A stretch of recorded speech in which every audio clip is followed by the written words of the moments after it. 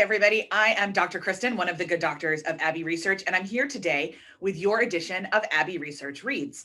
Today, I am going to be talking about Pray the Gay Away, The Extraordinary Lives of Bible Belt Gays by Bernadette Barton. This is an academic book. I have a feeling it was her doctoral thesis because it just kind of reads like that. It was published by New York University Press in 2012. So it's almost 10 years old, and the world has changed a lot. But there are some things in here that I think have not changed and are really important.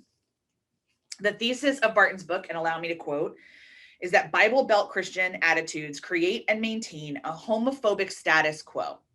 Conventions of small town life, rules that govern Southern manners, and the power wielded by Christian institutions and Christians within secular institutions all serve as a foundation for both passive and active homophobia. Strong thesis. So the Bible Belt, for anyone who is kind of unclear, is kind of the bottom stripe of the US in between like Texas and the ocean. You can argue that Texas is in the Bible Belt. I certainly would. I would put Oklahoma and Kentucky and parts of Virginia in the cultural Bible Belt. But for sure, it is Louisiana, Arkansas, Alabama, and Georgia, for sure. And I would put the Carolina, at least South Carolina, and huge chunks of North Carolina in there too. So really, it's anywhere in the United States where there is an understood default of compulsory Christianity to the extent where socially you really can't get anything done in the culture if you're not part of a church. And the church that you choose pretty much has to be Protestant, really should be Baptist, but will allow Methodist, Presbyterians are suspect.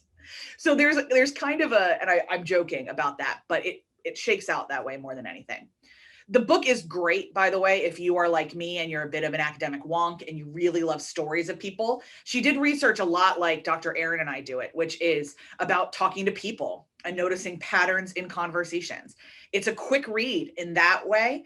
Obviously, some of the theory is a little bit denser if you've never encountered it before. It just happens to be some stuff that I was really familiar with. But more than anything, what I took from this is that there are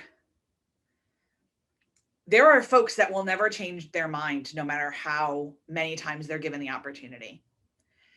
And when we talk about empathy and how you do life with people, and I talk about the death of tolerance, one of the things that people come back to me with is like, they're like, no, there have to be people that we can only tolerate. And I'm like, no, because tolerance is entirely passive. Once you get to know somebody and you know you can't do life with them, that's not tolerating them. That's drawing a boundary. That's not that. That's not simply tolerating them and saying you are alive because it is illegal to kill you.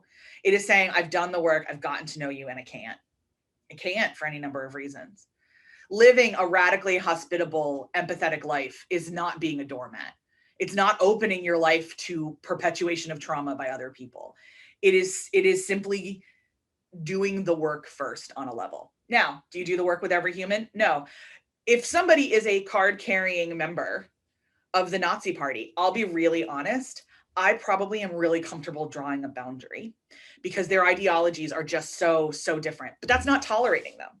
That's drawing a boundary and saying, I can't do life with you. There are folks that are just like that.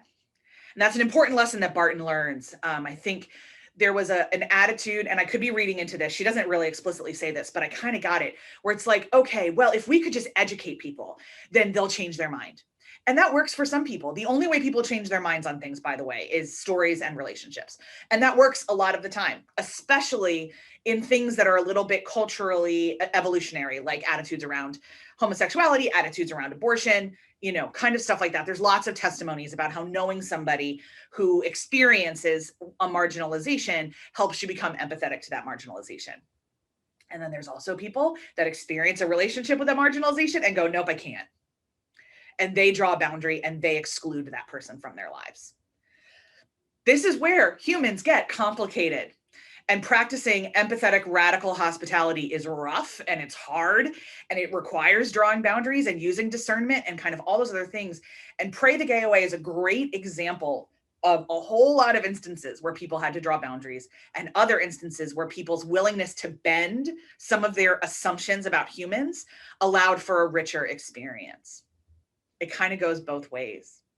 So Little hat tip secret to those of you who are not used to academic books, just want to let you know, if you can't read anything else, like you get it from the library and you only have a little bit of time, you read the intro, you read the conclusion, you get the gist. The middle bits are rich and I recommend them, but honestly, intro, conclusion, you'll get the gist if we have to talk about time management here. But definitely, I recommend Pray the Gay Away. As an academic book, it's really hard for me to say, like, go out and get it because you have to access a good library system that has access to New York University press books, and the barriers of purchase are just prohibitive. I got this through a book sale at the American Sociological Association conference a couple years ago, where it was offered to me as a fellow scholar at a heavy discount. But someday, I'm sure Dr. Aaron and I will do an entire rant about academic publishing and how predatory it is. So if you can't access this book, let me know.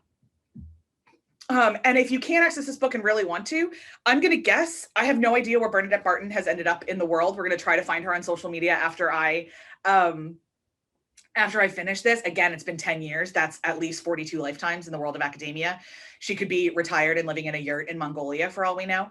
But I think getting a hold of her and engaging in a conversation, I'm certainly going to be doing that, seeing if some of her research or her opinions or the world has changed since 2012. And so has she noticed data changing? So again, if you're looking for kind of science-driven, social science-driven coverage around intersections during Pride, Pray the Gay Away, the extraordinary lives of Bible Belt gays is definitely one that we recommend. I am Dr. Kristen, and that's this edition of Abbey Research Reads. We'll see you next time.